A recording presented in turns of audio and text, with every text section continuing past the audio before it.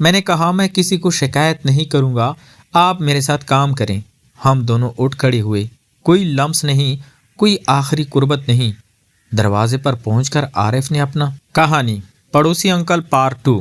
دروازہ بند ہونے کی آواز معمولی سی تھی، مگر اس نے میرے اندر کچھ توڑ دیا، جیسے برسوں سے رکا ہوا سانس اچانک سینے سے ٹکرا گیا ہو۔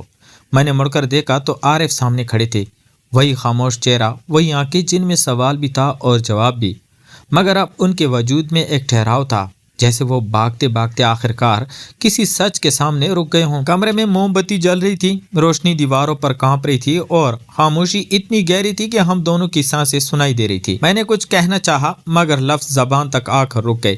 عارف نے خاموشی توڑی، انہوں نے کہا کہ وہ جانتے تھے کہ میں آؤں گا، کیونکہ کچھ رشتے بلانے کی ضرورت نہیں رکھتے، وہ بس راستہ دکھا دیتے ہیں۔ میں نے ان کی طرف دیکھا تو محسوس ہوا کہ یہ وہی شخص نہیں جو محلے میں خاموش بیٹھا چائے پیتا تھا، یہ وہ انسان تھا جو اپنے خوف کے ساتھ واپس آیا تھا۔ میں نے پوچھا کہ وہ کیوں گئے تھے؟ عارف نے کھڑکی کی طرف دیکھتے ہوئے کہا کہ وہ خود سے بھاگ رہے تھے، اس سچ سے جو پہلی بار ان کے سامنے کسی اور کی آنکھوں میں جھلک رہا تھا۔ انہوں نے اعتراف کیا کہ وہ زندگی بھر دوسرے کے بتائے ہوئے سانچوں میں فٹ ہونے کی کوشش کرتے رہے، شوہر بنے، بھائی بنے، پڑوسی بنے، مگر کبھی خود نہیں بن سکے۔ میں خاموشی سے سنتا رہا، کیونکہ کچھ اعتراف ایسے ہوتے ہیں جن کے جواب لفظوں میں نہیں ہوتے۔ وہ میز کے پاس آئے، وہی میز جہاں کبھی ان کا ہاتھ اور میرا ہاتھ چند سانسوں کے فاصلے پر تھا۔ انہوں نے کہا کہ اس دن کے بعد وہ خود کو جھوٹ میں نہیں رکھ سکے، ہر شعر، ہر چہرہ انہیں ادھورا لگتا رہا۔ میں نے محسوس کیا کہ میرے اندر کا خوف آہستہ آہستہ کسی اور جذبے میں بدل رہا ہے، شاید قبولیت میں، شاید ہمت میں۔ میں نے ان سے پوچھا کہ اب کیا چاہیے؟ انہوں نے مسکرا کر کہا کہ پہلی بار وہ یہ سوال کسی اور سے نہیں، خود سے پوچھ رہے ہیں، اور یہی سب سے مشکل ہے۔ ہم دونوں کرسیوں پر بیٹھ گئے، درمیان میں وہی فاصلہ، مگر اب وہ فاصلہ دیوار نہیں تھا، ایک پل تھا۔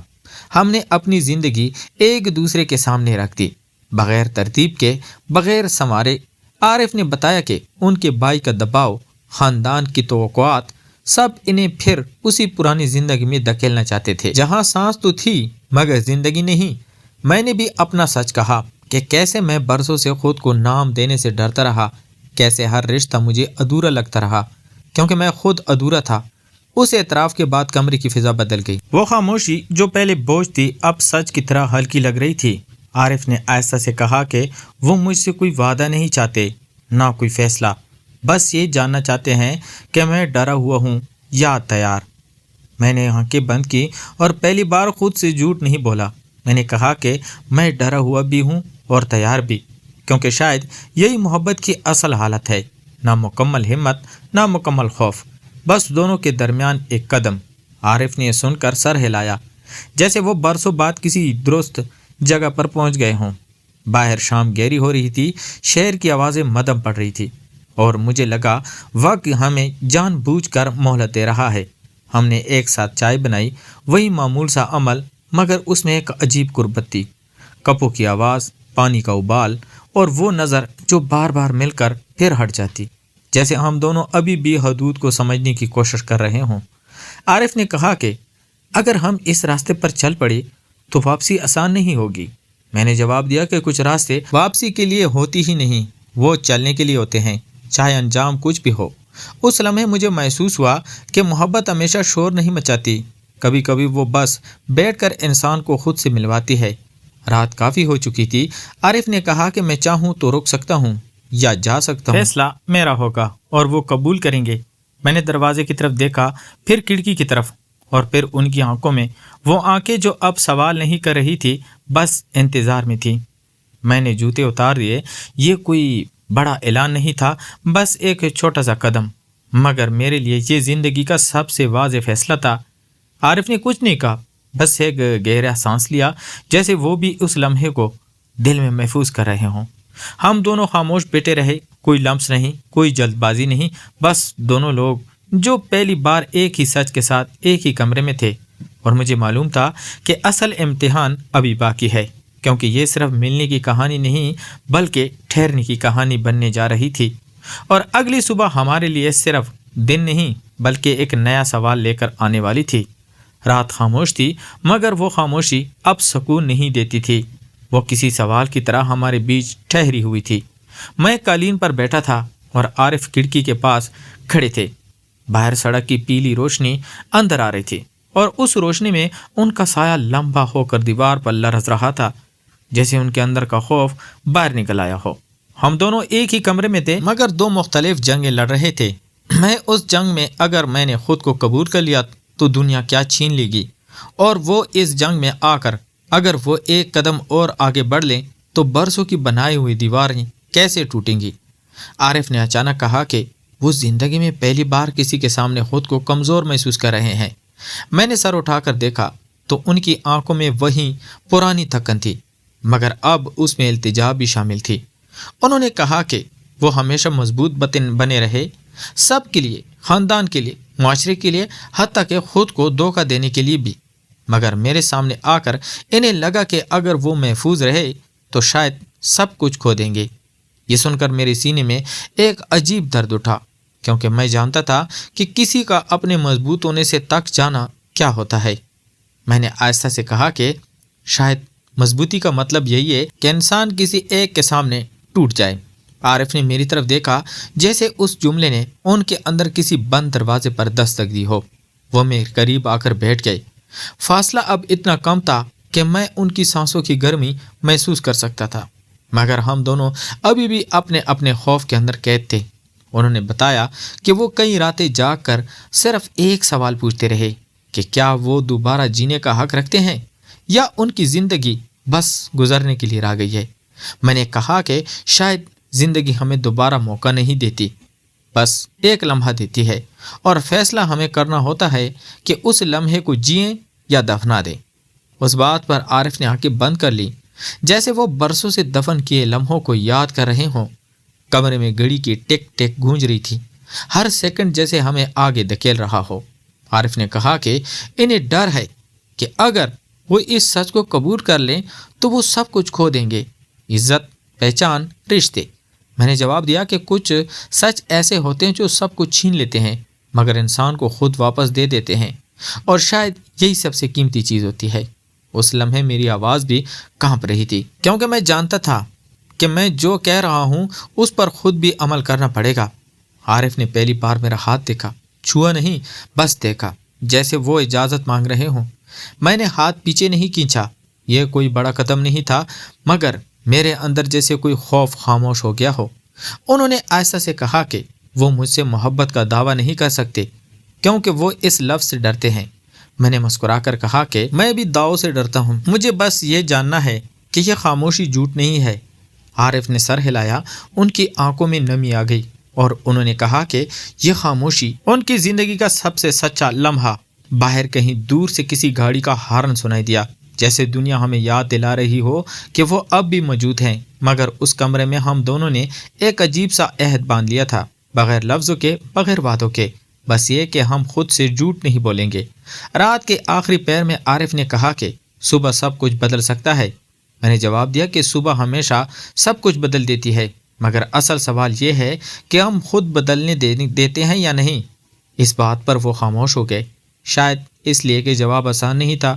ہم دونوں نے وہ رات ایک دوسرے کے ساتھ گزاری، نہ کسی حد کو توڑتے ہوئے، نہ کسی وعدے میں بندھتے ہوئے، بس ایک دوسرے کے وجود کو قبول کرتے ہوئے۔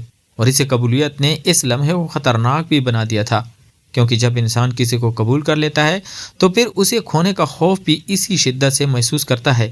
صبح کی ہلکی روشنی کھڑکی سے اندر آنے لگی اور مجھے لگا کہ یہ روشنی سوال لے کر آئی ہے۔ صبح کی روشنی کمرے میں پھیل چکی تھی، مگر وہ روشنی سکون نہیں لا رہی تھی، وہ کسی فیصلے کی طرح سخت تھی۔ عارف کھڑکی کے پاس کھڑے تھے، میں پیچھے بیٹھا انہیں دیکھ رہا تھا۔ وہی شخص جو کبھی میرے لیے صرف ایک خاموش پڑوسی تھا، اب میری زندگی کا وہ حصہ بن چکا تھا جسے لفظوں میں بیان نہیں کیا جا سکتا تھا۔ ہم دونوں جانتے تھے کہ یہ صبح عام صبح نہیں، یہ وہ موڑ ہے جہاں کہانیاں یا تو ختم ہو جاتی ہے یا انسان کے اندر دفن ہو جاتی ہے۔ عارف نے بغیر موڑے کہا کہ وہ ساری رات سو نہیں سکے۔ میں نے جواب دیا کہ میں بھی، کیونکہ کچھ سچ نیند نہیں لینے دیتے۔ وہ آہستہ آہستہ میری طرف مڑے، ان کی آنکھوں میں وہی مانوس گہرائی تھی، مگر اب اس میں ایک عجیب سی حتمیت بھی شامل تھی، جیسے وہ فیصلہ کر چکے ہوں۔